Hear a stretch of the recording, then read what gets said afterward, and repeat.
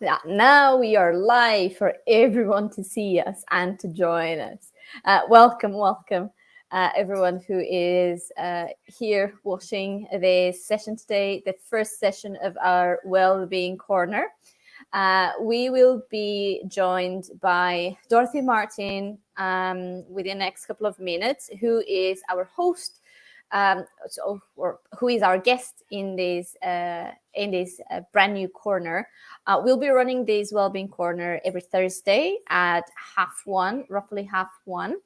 And we'll be doing this for a couple of weeks in a row because we will be covering several topics that we are experiencing in clinical practice, particularly in clinical practice. So Dorothy will be joining us in the next couple of minutes. I want to make sure that you know a little bit about her and a little bit about our enterprises as well. Before we get Dorothy in, I'm going to do a little introduction about UniVets Global, because this is slightly new. We have done a little bit of rebranding. We were known as UK Vet Move, Vet Abroad, Spain Academy Spain. We had a lot of things going on, and we changed everything to make it more integrated, more professional, and more dedicated to practical courses that we run now. And we have partnered up with Dorothy. Dorothy is a psychologist, and you will see she's a very interesting person that has a lot of things, a lot of interesting things that she does. She has a lot of experience as well. So she will be able to provide very, very good advice to us. I've met Dorothy when we were both working together in developing a few different things in terms of what we are developing project-wise. And so she was already focusing on psychology and psychology for companies. You can welcome her because we'll be asking a few more questions about Dorothy. Hi, Dorothy. How are you doing? Hi, Andrea. How are you? We're good. We were just starting. I was doing a very, very brief introduction about Okay. you and how we met and how you were already working Yeah. with psychology at the time and with stress and well-being in the profession and in organizations. And I was explaining to them that we are starting this little corner on Thursdays to talk a little bit about mental health and well-being, and that you'll be here to share your experiences and your tips with us. Yeah, absolutely. I'm really so happy to be here. I'm really delighted to connect with everyone here.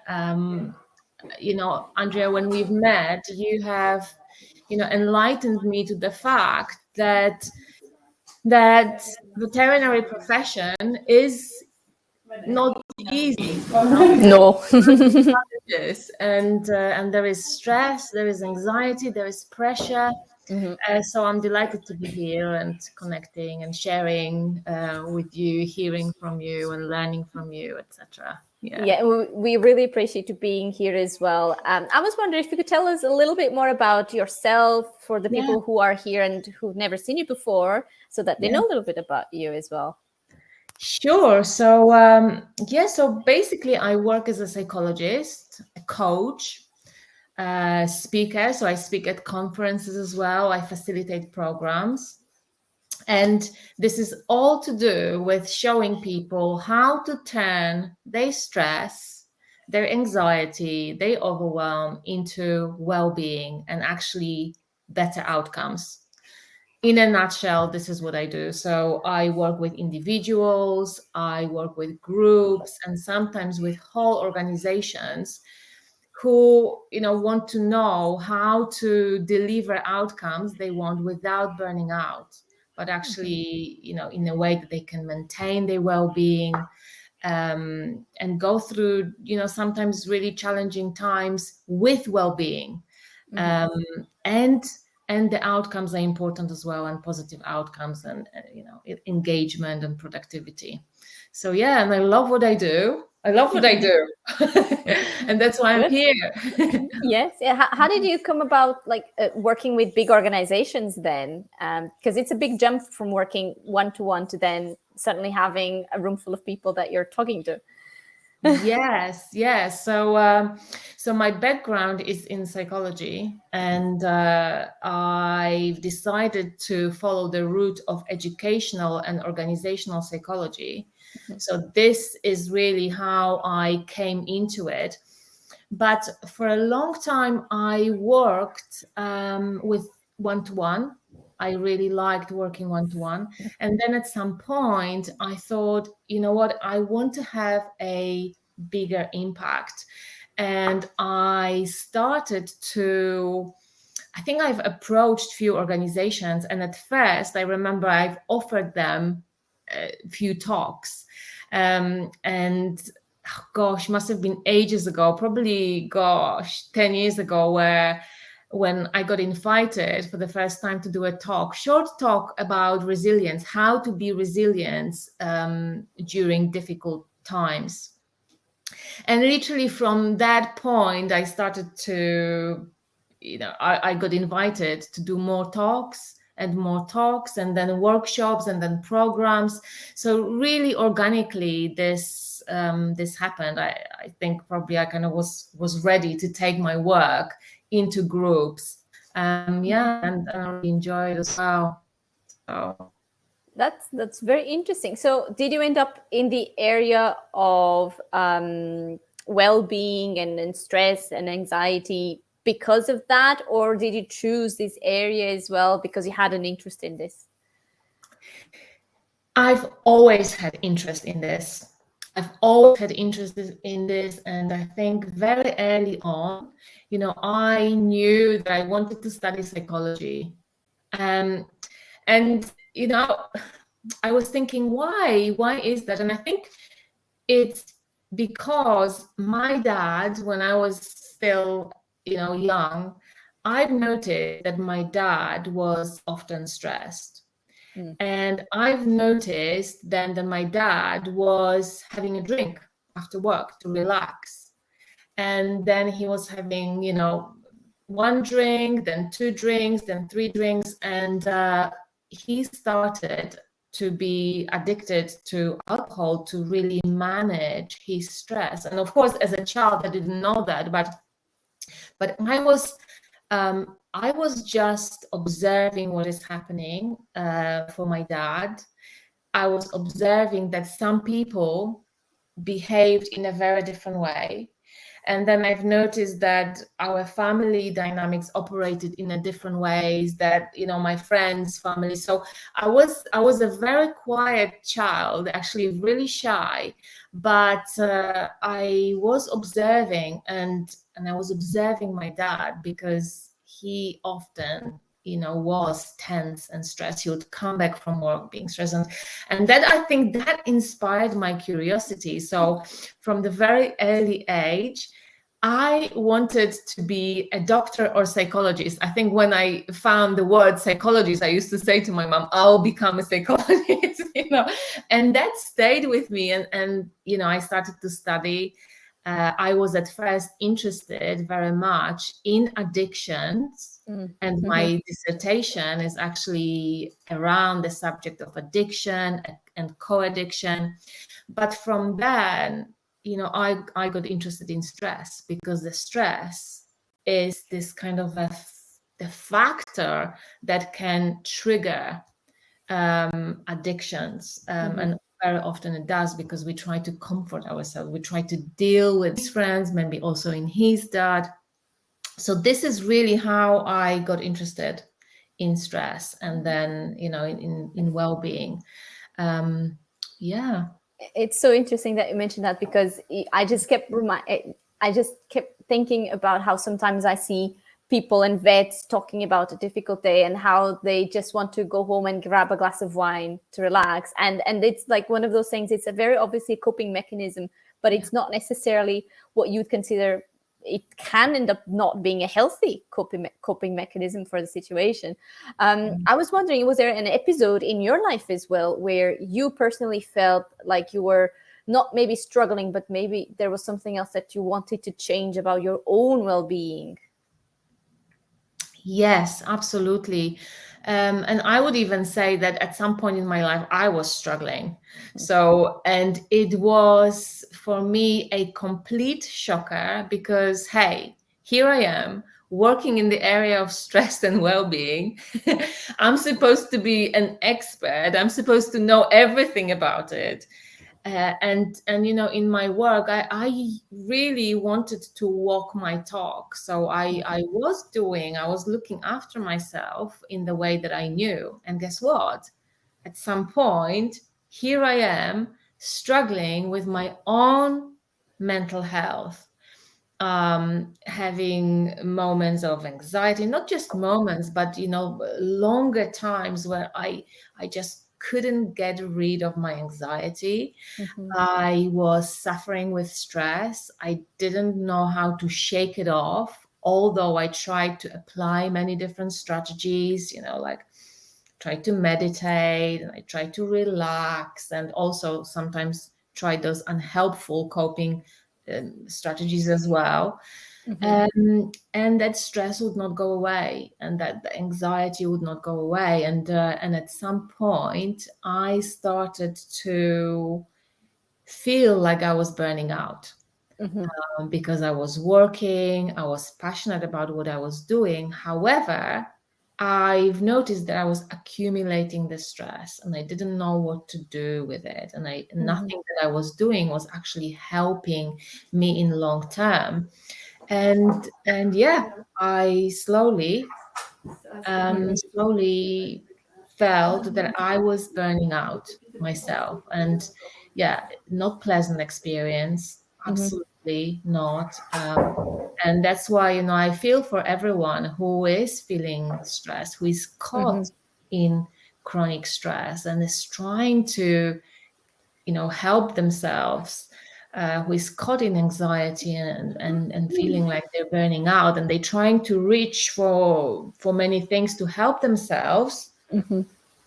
but it's not easy. You know, it is not easy. And I think after my experience, I even focused on stress, chronic stress, burnout, anxiety and depression as well, because anxiety and depression can accompany burnout Mm-hmm.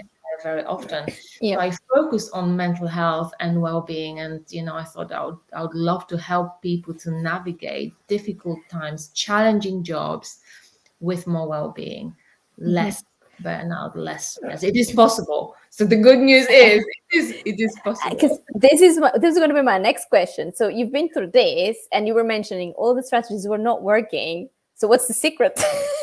Yeah. Yes, exactly. So, well, you know, for me, what I found is the secret was actually understanding how the mind works. Um, and it's really interesting because in all my, you know, professional training, and I've done psychology and I've done different coaching kind of methodologies to Mm-hmm. work with clients, it hasn't really been explained in a simple and effective way how my mind works in the context of stress. What we usually do, we say, if you are stressed, what you need to do is relax, go for a walk, eat really well, sleep well, you know, do meditation, do a little bit more meditation, go for a gym, speak to a friend, go for a counseling. Yes. So we tell people what to do. And as I said, in my experience, although I was trying to do that, I was actually feeling that it was not helping me long term. It was helping me for a short time, and Mm-hmm. then I would be back feeling stressed. I would be back in the same place as I was. And I was constantly trying to do something, good thing to do. And then it would help me for a little while. And I would again feel stressed again.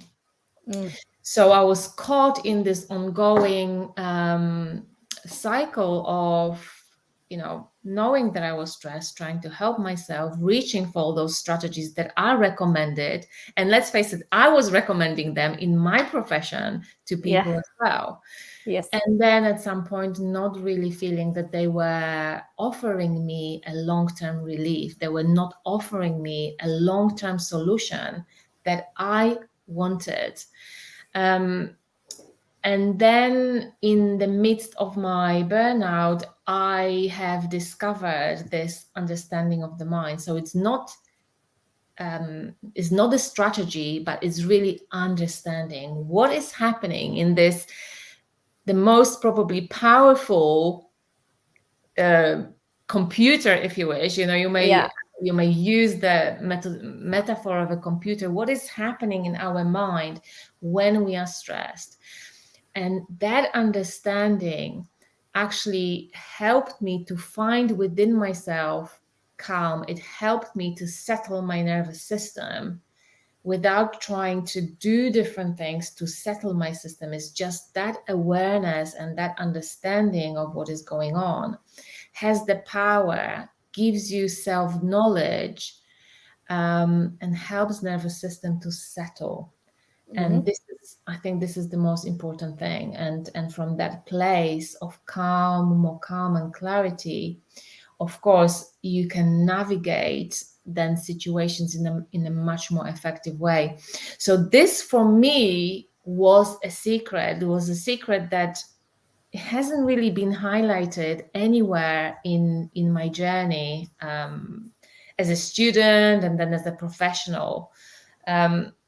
But then during my own episode of suffering and stress, this is what I've discovered.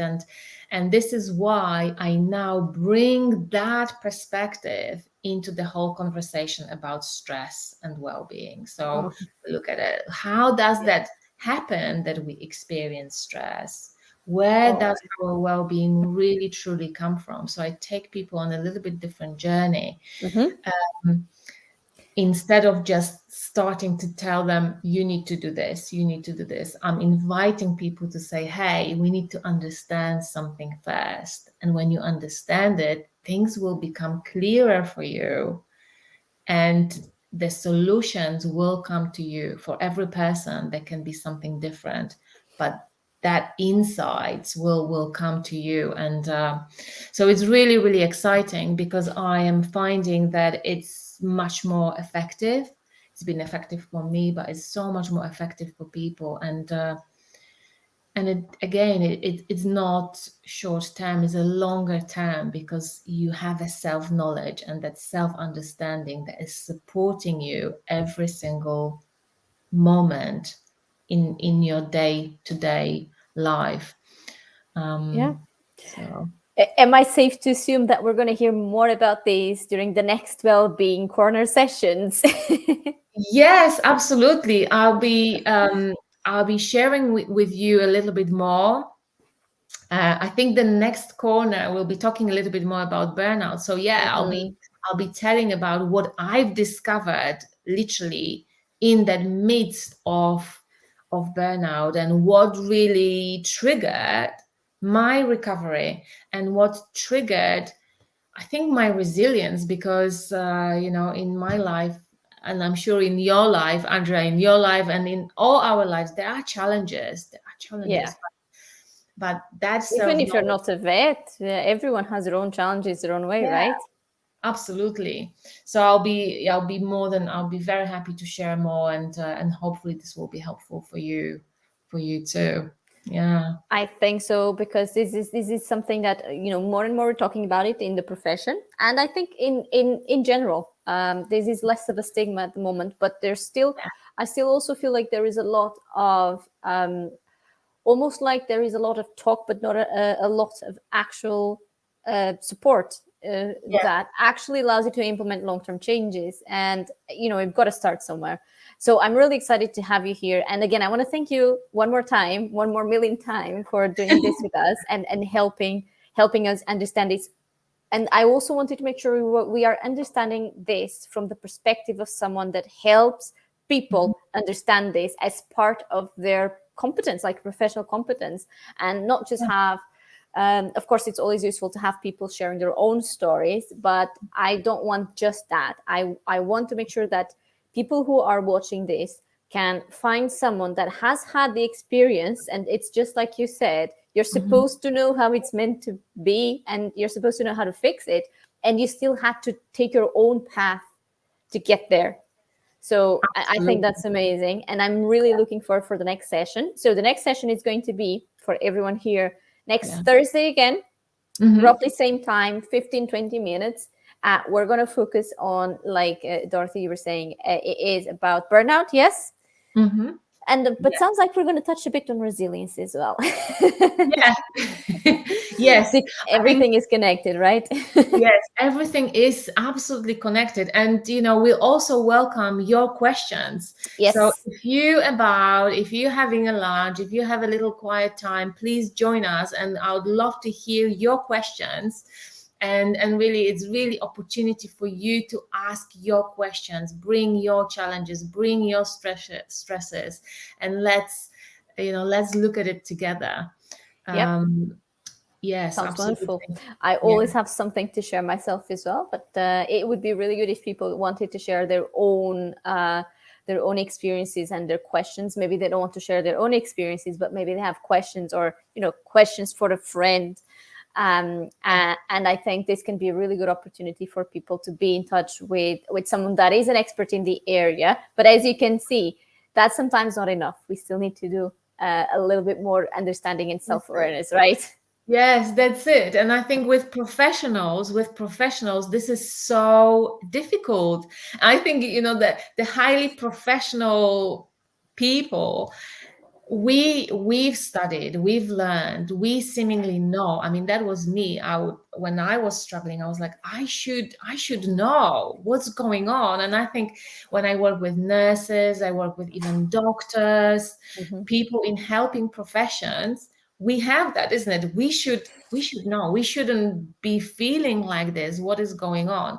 But the truth is, we are human. We are human, and sometimes as humans we struggle, and to be honest, there's nothing wrong with it, but it's so important to really pay attention to how we are feeling and reach for help. It really helped me, although with all this knowledge and my understanding, and I thought I knew everything, is so helpful to sometimes leave that on a side, open up to learn something more, and accept that support for ourselves when we need it.